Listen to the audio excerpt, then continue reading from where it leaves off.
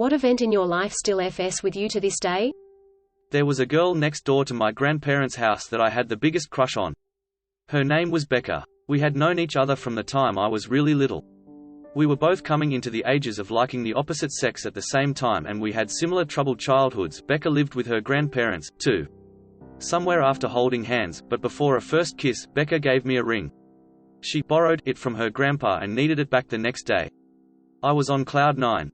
With excitement I showed my mum the ring. She asked my grandparents to borrow their truck and told me to get in and make sure I brought the ring. I had no idea what was going on. We pulled up to the jewelry store at Eureka and Telegraph, and she asked to see the ring. She went inside, no kids were allowed, and came out about 20 minutes later. Then, we went to McDonald's, the first time I'd eaten anything but food pantry food in at least a year. She said the jewelry store needed to borrow that specific ring for a few weeks to clean it up. I asked what I was supposed to tell Becca had happened to it, and she said to tell her that I had lost it. I never saw the ring again, and Becca never talked to me again. I read a lot of the answers in this thread, but this one hits different. I'm sorry you had to go through that experience. My father was in hospice dying from cancer. He had stopped eating and was barely communicative. We knew it was just a matter of days. Mom and I went to visit him every day for a few hours so he wouldn't be alone. One morning we get a call. Fearing the worst, I answered it, expecting them to let us know he had passed. My father was on the phone and he sounded well. He even said he was hungry and asked for breakfast. He told me he was looking forward to our visit. I was stunned. Had all these emotions and thoughts maybe it was a miracle and he was going to beat this. Hopped in the car and started driving over. Got another phone call. This time it was the hospice folks. He had just passed. The rollercoaster of emotions from that morning haunt me. I was numb for a long time. There was a period where I thought maybe I hallucinated and never spoke with my dad that morning. To put my mind at ease, I met with the hospice nurse who was with my dad that morning. She explained this concept called terminal lucidity. She says it's not uncommon at all and is usually a sign that someone will pass soon. That helped, but it still haunts me. My brother committed suicide when I was about 12 years old. A few weeks after his passing, I was half asleep on the couch and heard my family talk about how he actually had cancer but took his own life as to not be a burden on the family. The problem is, I was only 12 and half awake when I overheard all of this, so I'm not sure whether it's even true or something my brain made up in its semi-conscious state. To this day, I don't have the balls to confront my family on the topic. Just ask them the same way you wrote it down here. It's okay. When I was 16, I was on my way to take my SAT on a Saturday morning. I pulled up to a four-way stop on a quiet street and looked both directions. Glanced to my right and saw a car way down the road, didn't look for more than a second and thought I was good, since he had to stop at his stop sign. I enter the intersection and look to my right again and the car is already at the intersection. He was going 55 miles per hour on a 25 miles per hour road. He was not stopping. Time slowed down as I realized, oh, he's about to T-bone the side of my tiny pickup truck. So I look away from the window to keep my face safe from any potential flying shards of glass. I white-knuckle grip the wheel and just hope for the best. He flipped my truck, I rolled onto my side and nailed a telephone pole with the top of my truck. As I'm laying there on my side, I'm feeling all over my body, just expecting to be badly hurt and just in shock, but amazingly, my worst injury is a SCRPD elbow. This was nearly 10 years ago, and even today I drive like a grandma when it comes to intersections. I'll wait an extra few seconds every time if I feel like a car is approaching too quickly. There have been times where a car is coming up quick and my heart rate will skyrocket because I think I'm about to get hit again. I have never trusted another driver ever since that day, and being that defensive has never steered me wrong. On the bright side, the guy who hit me immediately called the police, then shoved his shirt through a crack in my door so I could cover myself while the cop broke the window and pulled me out. He broke several bones, admitted fault to the police the second they got there, and personally apologized to my hysterical mother and myself multiple times. As pooty as I was that he hit me, at least he wasn't a pooty person. I still took my SAT too. My hand was shaking from adrenaline the entire time. Wait, the wildest thing about this is you didn't postpone the damn test? How'd you do on it, lol? First time I took it I got a score of about 1300, then when I took it after that wreck I somehow got 1850.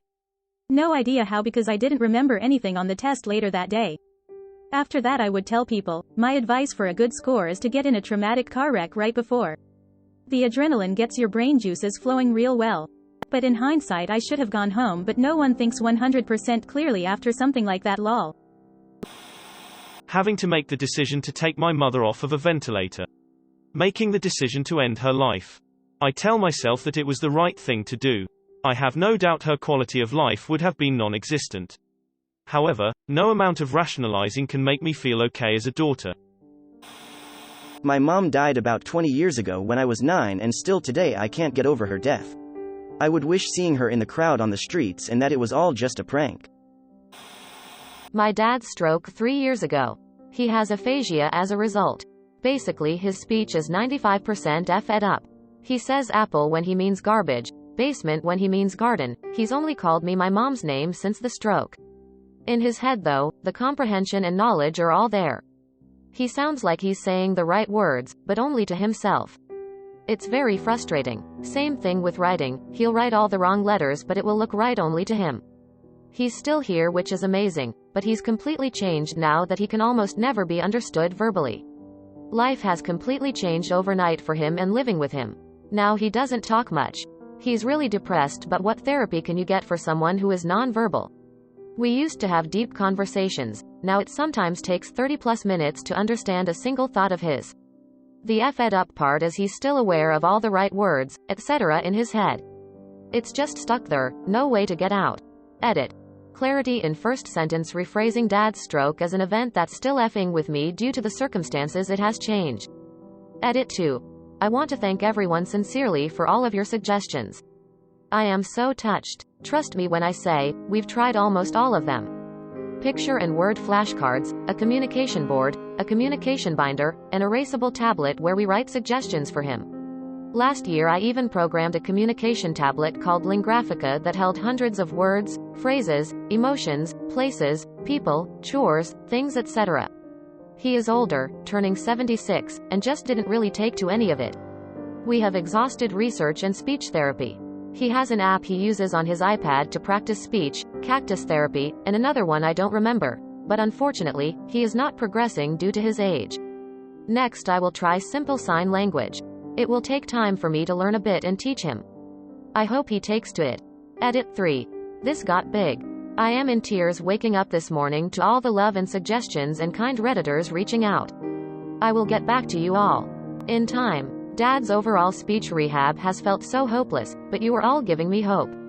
Just a note, he is living his best life right now, traveling in the Philippines with my mom for the month. Seeing his mom, my grandma, who turned 97 on Sunday, and celebrating his and my mom's 50th wedding anniversary. As much of a struggle it can be, we are grateful, and lucky, blessed. Thank you, thank you, thank you. When I worked in acute rehab I learned that some aphasic patient had success finding the right word when singing instead of talking. Used a different part of the brain.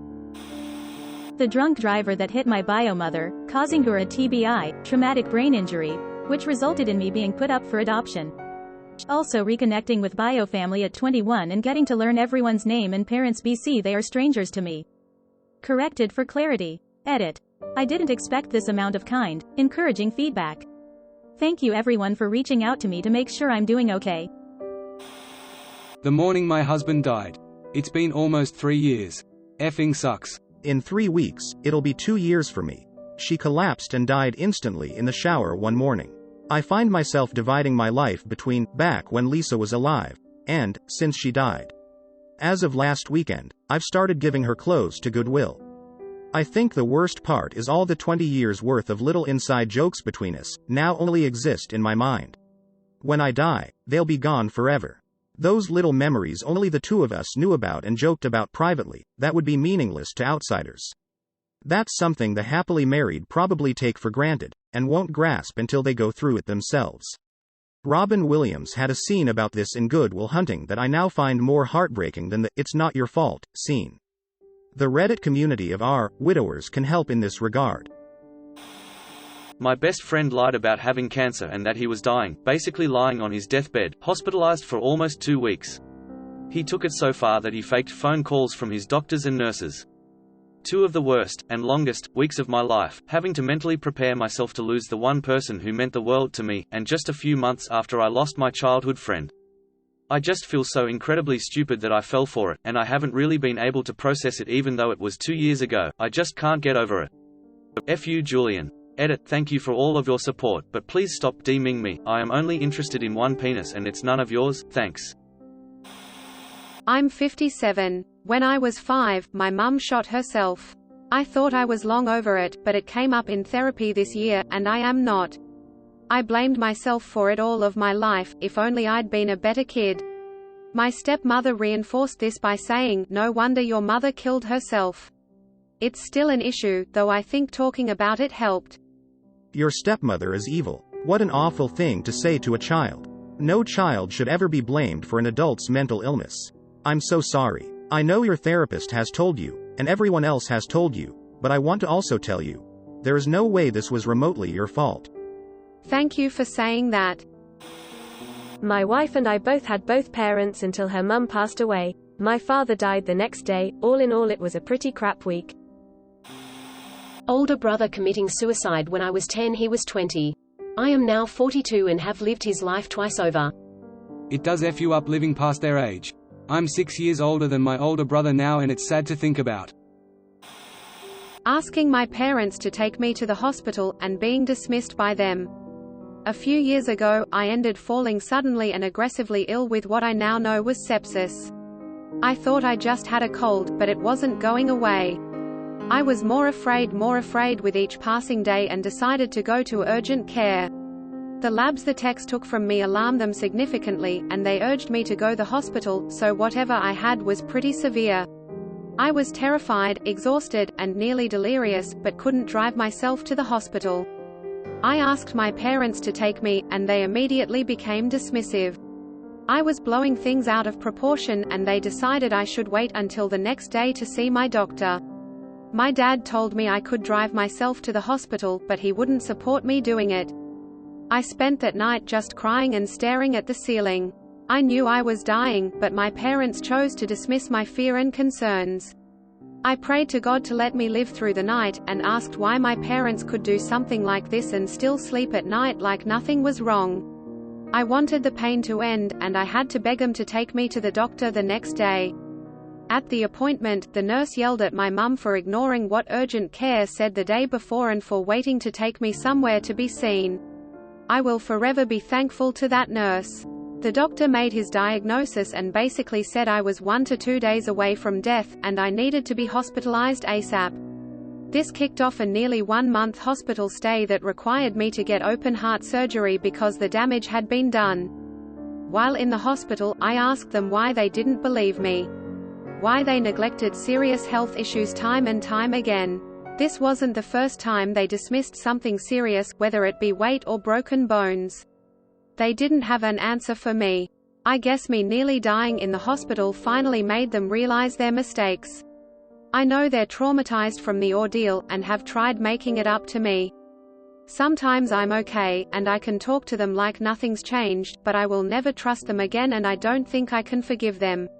Sometimes the disdain and hatred I had for them while they let me suffer comes up, and I can't stand to even look at them. I've since moved out, and they noticed I don't come by to see them very frequently. I have PTSD from that night, wondering if I would die while they waited to take me to the hospital, and on those days, I can't see them. I hope I can recover from that day one day. Edit. I just really wanted to thank everyone for taking time out of your day, reading my post, the awards, and the comments. So many of you provided me with great resources I plan on using to help manage my thoughts on this event going forward, and with kind words I never thought I'd hear on the subject. Thank you all so much for your time and kindness heart. There are plenty of stories on Reddit of kids complaining about pain and asked to go to the doctor, and the parents dismiss the kids' complaints. Meanwhile, the kid has a serious issue, including broken bones, that needs immediate medical attention. Edit. Greater than the labs the techs took from me alarmed them significantly, and they urged me to go to the hospital, so whatever I had was pretty severe. Greater than I asked my parents to take me, and they immediately became dismissive. Wait, you actually had somebody look at you and determined it was serious, and your parents still wouldn't drive you to the hospital. TW, suicide. I was a search and rescue K9 handler for nearly 20 years. One of the last searches I participated in was for a 13-year-old girl who was dropped off by her school bus at the end of her family's 1/2-mile-long driveway, but never made it to the house. My K9 picked up a strong trail near the bus stop and we followed it to the very pretty spot in the woods overlooking a quarry where the young lady had hung herself. She hadn't made it home at all that day, meaning she had either stashed the rope at the quarry or brought it to school with her. It was clearly a planned thing. This was more than 6 years ago, but I can close my eyes right now and see her shoes, neatly removed and placed at the quarry's edge with her neatly folded sweatshirt alongside like it just happened.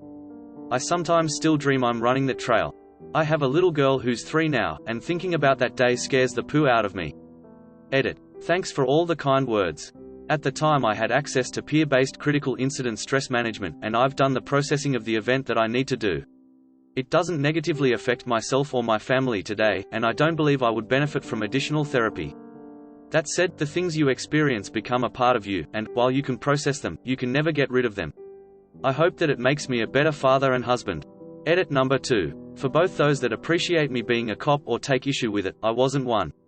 There are very few paid SAR K9 positions in the US. We trained between 15 and 20 hours a week, were called out as a unit on a little more than 1 search a week on average, and it was all volunteer.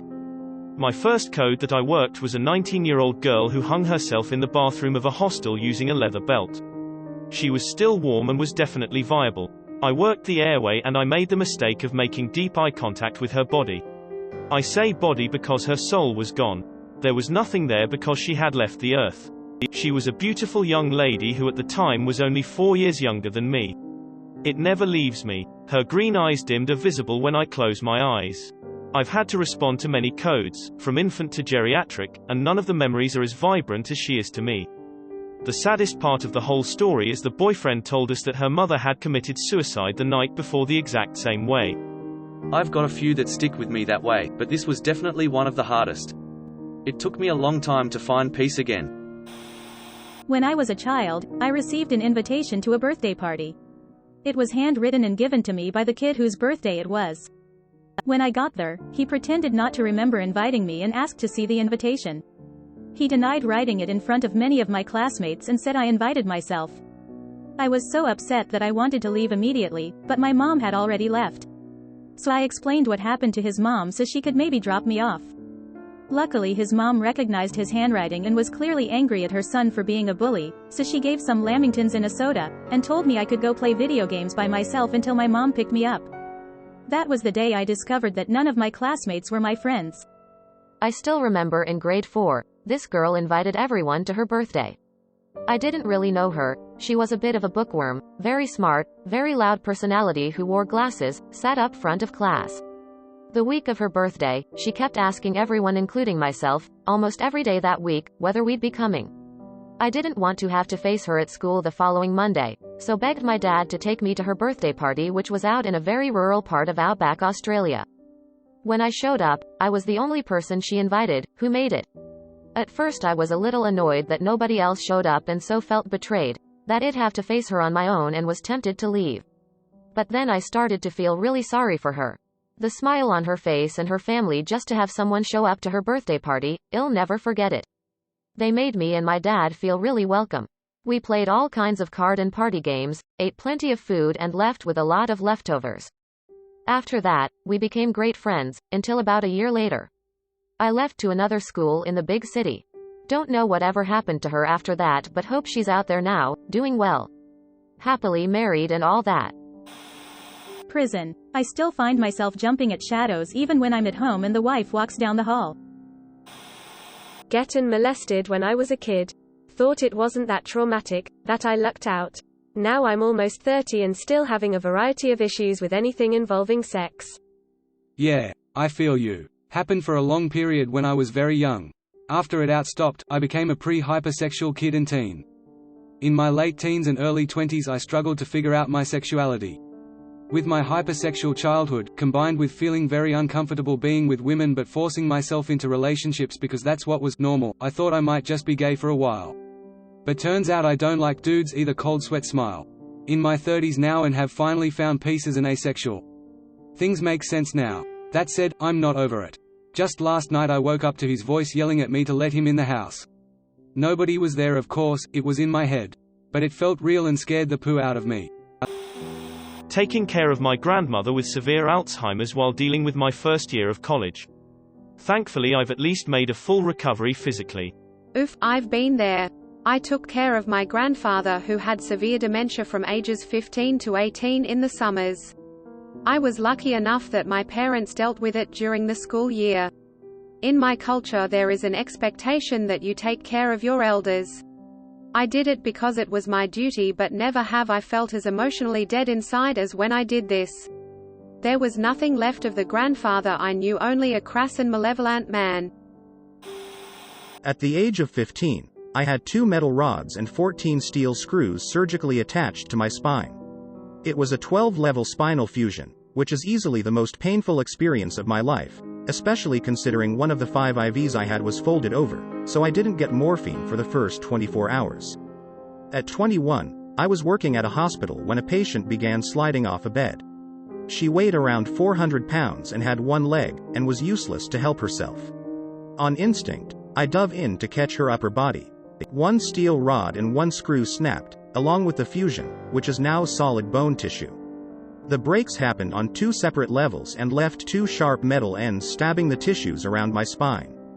The workman's comp doctor never looked at the x-rays, and it was 2 full years before we discovered what happened, after 3 trips to the ER. The injury and resulting surgery left me with permanent damage, and I lost 80% of my work functions, meaning 80% of what I could do on the job, I couldn't anymore. That was 14 years ago. I'll always walk with a limp. I'll never do 95% of the things I really want to. Since COVID kicked my ass, it's difficult just to move boxes or mow the lawn at home, let alone find a full-time job. So, that would be my answer. And for those in the medical field, anything over 50 pounds simply isn't worth it. You could spend the next 80 years a crippled, depressed mess with more medical debt than you can keep track of. That last paragraph is important. Your story reminded me of when working in construction or heavy machinery. If anything falls, just let it fall. Sometimes our instinct is to catch things. Most of the time it's dangerous to do so. Losing a child to SIDS while everyone slept peacefully. I haven't slept properly since. Insomnia meds are my savior. Fellow bereft parent here. I find it nearly impossible to describe to people just how bad the PTSD can get. It's been almost 8 years and I still sometimes get triggered by the sound of a baby crying. Losing a child is truly one of those life events that separates your life into before and after, because you're never quite the same. I am truly sorry for your loss. I hope your new normal is peaceful. When I was in kindergarten, my mom thought it was pajama day and sent me to school in pajamas. It was not pajama day. It was picture day. So in my picture with my classmates, everyone is dressed all nice and I'm wearing pajamas. To this day, when there is something like a costume party or casual day at work, I will literally check that it's the right day every hour before going in, asking multiple people to clarify, and still bring a change of clothes in case every single time I checked the date I read it wrong or the universe suddenly skips a day. I was fast asleep, and was suddenly woken up by the sound of loud hums broken by giggling. I look over, and there's my husband, in some kind of trance, humming and giggling in bed. I shake him. No response. I turn on the light and he doesn't flinch, but begins flapping his arms. He's not a D user, but I had just gotten home the day before from a 2-week-long work trip and noticed he was acting really strangely, rhyming words when he talked. But now, it honestly looked like he was high AF, and was completely unresponsive. I call 911, and the paramedics come. Over that time he slowly emerges from it, and starts talking. His blood pressure is 180/120 while sitting quietly. He's a healthy guy in his 30s. They insist on taking him to the hospital. We spend several hours there, and over that time he begins freaking out at me for calling 911, we're in Canada, so it's free. He takes off his wedding ring, throws it in the garbage, tells me I'm a horrible person he never wants to see again. That's when the nurse sits me down and tells me what's going on. Bipolar disorder. He's in deep mania, and is psychotic. They involuntarily admit him and he spends the next few weeks coming down from it. In that time, I grieved as if I had watched him die. Watching your partner go completely psychotic is so heart-rending. They're just totally gone. Their body is there, but they are not. It took me a long time to recover. He's now, after 2 years, stabilized on the right meds. He's able to hold down a job, he's back to his whole self, and we've talked everything through. It's a cruel disease, but treatable. It's wonderful that you were able to come back from that. I've told this story before, but it's fitting. I went quadding with a man on our second date. On the ride home, after an awesome day exploring the mountain, he lost control of the quad and we went off the logging road into the trees. A tree fell on my leg, pinning me down. My date, who took a tree to his skull, fell backwards onto me. I was unable to move my entire body, trapped under a man I believed to be deceased. We were hidden in the trees off of a low-traffic logging road and my cell phone was far out of reach. I remember watching the clouds pass overhead, thinking I would die out there, a slow, painful death. It was terrifying. I screamed for the guy to wake up. He eventually gained consciousness long enough to pass me his phone. I called 911, attempted to stop his bleeding, used some adrenaline super strength to move the tree off of my leg and crawled out to the road. We both spent weeks in hospital. My leg was severely broken and I was hypothermic. He broke his neck, arm, leg, multiple skull fractures and brain bleeds. Yet survived. This happened 2 years ago. It feels like it was just yesterday. Edit. I am overwhelmed by the response this has received. Thank you to each and every one of you for sharing your stories and offering kind words. I'll try and clear a few things up that I see repeated in the comments. Yes, we went on a third date. We ended up staying together for about a year. We FaceTimed each other daily in hospital, both scared and alone, no visitors due to COVID. We found strength in each other those first few weeks. He didn't remember anything, I remembered for the both of us. He wasn't expected to make it. Comforting him through those dark days, in a way, comforted myself. I did not know him long enough to compare his personality before and after the accident. But the things I have learned since leaving him tells me the TBI is not the full explanation for his behavior. Regardless, I hope he receives the care and support he needs. I did my best to guide him towards available resources before I left, getting him set up with a support group and free TBI counseling. I found more support for him than I did myself. No one deserved what we went through. I apologize for strange wording that makes some of you question my experience. Although I find it helpful to talk about, finding the right words can be difficult. If anyone has advice on speaking and writing about trauma, I'd love for you to share. If anyone has advice about getting through this, I'm listening. Sounds utterly terrifying. Was there a third date? Broke my spine. Nobody tells you about the social aspects and how lonely you will be for the rest of your life after an injury like this. No one, and I mean no one, will message me or call me for months or ask how I am, and when they do it's only to be followed up by asking for a favor or for money or a place to stay. Pizza Hut messages me 20x more than anyone I am friends with or related to. I'm only 22 and it doesn't affect my everyday life as much as my disability does, but when my depression hits hardest I realize that if I offed myself, no one would notice for months, and if they did it would only be because my social worker would get worried after a while and check up on me. You mean permanent paralysis? Please speak to your social worker about mental health programs and any kind of social events or services you could partake in. There are probably not-for-profits which also offer services. Dig and advocate for yourself and your future. It sounds like you need some new friends for sure. Yeah, permanent paralysis from Psy. I do therapy sessions sometimes and take medications, but I'm still really depressed. I agree with you there, the friends I have are basically non-existent at this point. I'll try to take your advice and try to get better. Thanks, man. As a young child I had a dentist who enjoyed it when children cry. It was normal to not have parents with you in the room with the dentist. My treatment was always under local anesthesia, and I remember that he liked to puncture the needle several times. In the tongue and other place in the oral cavity. If I cried he even would tell me that no one would believe me. I never told anyone. He even told my parents once that I was moving too much and that's why I was bleeding so much on time. My parents didn't complain because he did a good job with teeth. 30 years later, I still have scars in my mouth that I can feel with my tongue. I don't have to explain that I'm still afraid of the dentist today, do I? Edit. Asterisk, I never imagined my most upvoted post would be about what made me insecure the most. Teeths. A few questions kept coming up and I'd like to answer them. No, I never told my parents or reported the dentist. I didn't even know such a thing as reporting excited. I didn't tell anyone because I was shy and quiet at the time. The perfect victim, I guess. I was about 4 or 5 years old and my mother and me were refugees from our totalitarian country. So complaining about our new home country was considered rude and unthankful. Maybe trauma kept me from telling anything. But that's a totally different story. I am super shocked how many have similar stories. Thank you all for your comments and kind word. I have read it all, but I am unable to answer everyone. I had an interesting dentist for a while.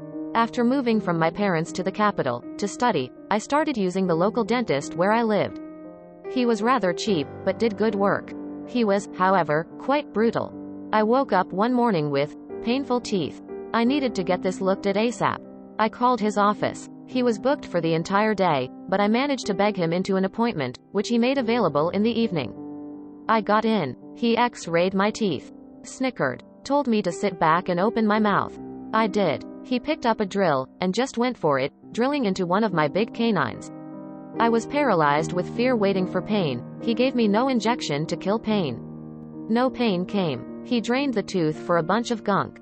Then he told me, I could see that the root was dead, you didn't need an injection.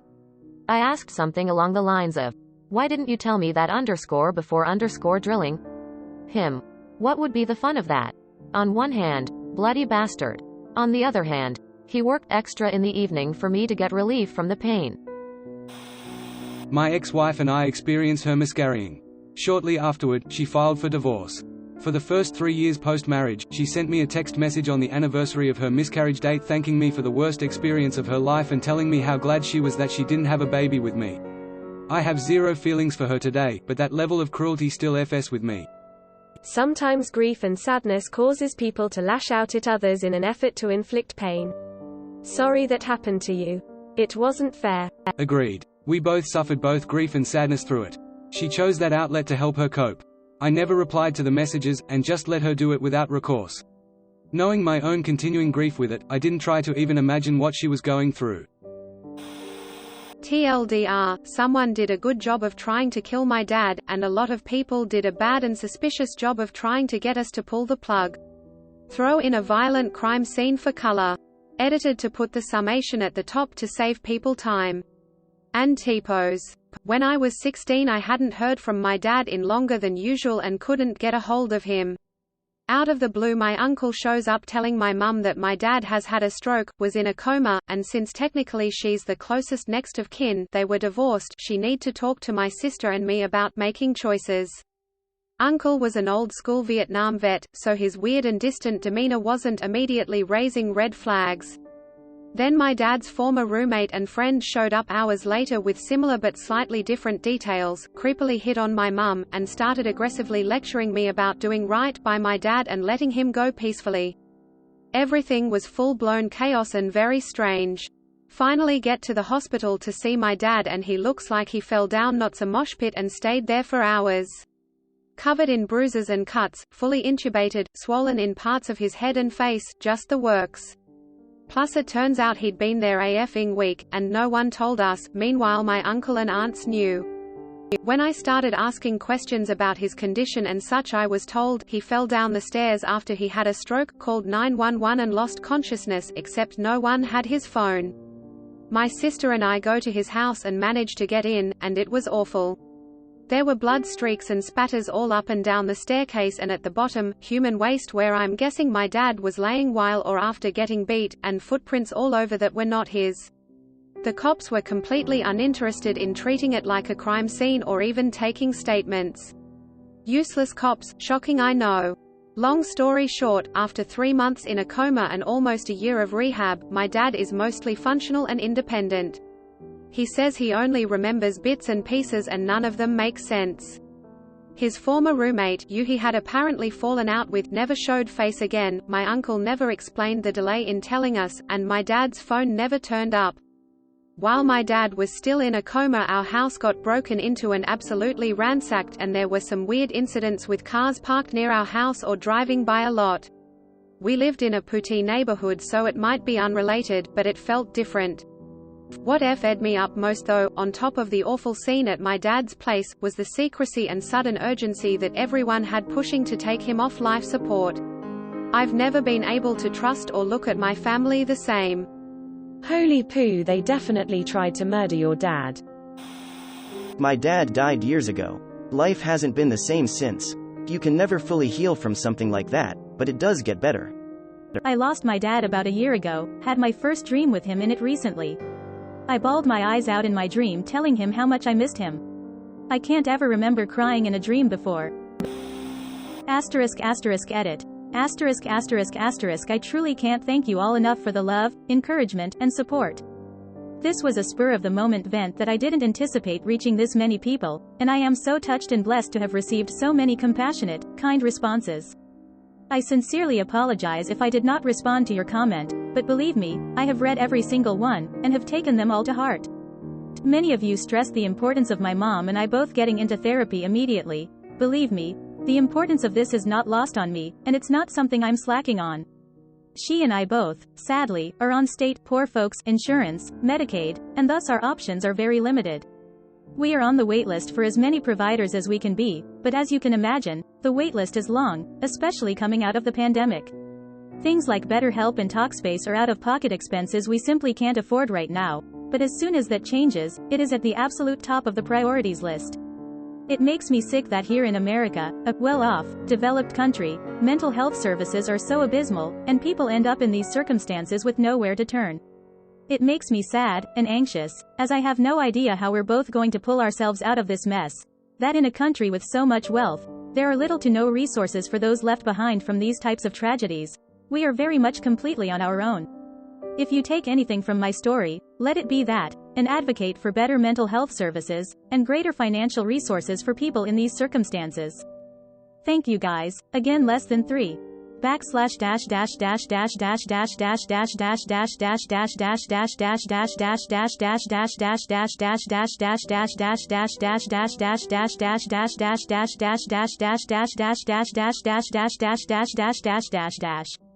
Still trying to wrap my mind around my stepfather's suicide, honestly. Still FS with you to this day. Makes it seem like the op is referencing something that happened a time ago, so maybe this isn't something that should count, but man, it sure has eaten up 2022 so far. Late January, he shot himself in the head in front of my mom in their shared home, completely out of the blue. Those of us close to him still don't get it. It wasn't one of those, shocked at first but later we could see the signs, kind of things. He really was the absolute last person you'd expect to end his life, especially so violently in front of the person he so clearly thought the entire world of. I arrived on scene an hour and a half later to the most gruesome aftermath I never would have imagined seeing outside of a horror flick. My mom was in shock, and I was left to clean up as much of the blood and unmentionables as possible so I could drive her an hour to the hospital to be at his side. Initially we didn't know if he would make it, then got the news, then had to spend 5 days with his living corpse while they prepped him for various organ donations. It's weird how calmly I managed to handle everything. Didn't cry once. Watched my mom fall apart countless times and still held firm. Took care of all the business. Broke the news to her that he wouldn't make it, because the doctors told me they wouldn't and it wasn't their job. Sat through all the talks with the doctors, donor teams, etc. And repeated the information to her over and over until she could digest it. Arranged for a hotel for her. Picked up her cat. Went back to the house numerous times to get her some personal items, work on cleaning the aftermath, etc. Dealt with her landlord, took him on a walk through of the house and prepped him for what he was about to see, since he was nervous and said he had a weak stomach, and organized the move out with him. Found her a new place, helped with the move in. Arranged for friends to help her with various tasks. Have been helping her with organizing finances, business, all of it. All things I certainly was not qualified to do. I keep thinking, man, that wasn't so bad, I could have really fallen apart, and then where would we be? If we both couldn't keep it together, man, it would have been a mess. But then here and there, throughout the day, it'll just pop up. Not overwhelming emotion or tears, but just this heavy flash of thoughts. I see it all, just like I was standing there. The blood, the remaining pieces left behind when a person blasts their head open against the wall of an apartment. And I can feel it, how thick the blood was while I was cleaning it up with my bare hands, the hard bits that I didn't want to examine too closely, that stickiness I spent what felt like hours trying to scrub off. I can still smell it, and feel that indescribable haze in the air. And man, it's really effing with me. It's like I can't fully process and miss this person I loved so much, who my mom treasured in ways that no one could deny. It was a love that absolutely radiated out of her at every moment, Something you see in movies, because I can't stop freezing like a deer in headlights when it flashes to the front of my mind for absolutely no reason numerous times a day. All I can hope is that in time this will pass. It's hard to expect it to have done so in less than 6 months, I suppose, especially when we're still very much in the thick of things. This has financially devastated my mom, and as a result me as well, and the constant energy and attention that keeping her mentally engaged, stable, and functioning involves is outrageous. I want to vomit when I try to think of how she's going to pull herself up financially and get back on her feet from this, nonetheless psychologically, and man, let me just take this moment to say absolutely F the USA and their piss-poor support systems for those suffering through mental health issues, financial strain, poverty, disability, and damn near anything else. I could have saved my friend from depression, but I decided to ignore it and thought to myself that there is someone there for him. Well, I was clearly wrong. Then the time came where he eventually pulled the trigger and killed himself. The fact that he wrote a letter and told me I was his best mate and I didn't do jack poo made me feel poo and empty. My friend blamed me for not being able to help with her anorexia when I was 15, and I remember my heart absolutely broke. I spent years hating myself. Looking back, now in my 30s, I understand that there is no way that I could have helped her, and I think she was just lashing out and trying to make me feel what she felt. You can't save people from things that are that heavy. You're just one person. Thank you for watching. We upload new videos every day, so be sure to come back for more fun. Please consider liking and subscribing if you enjoyed the video.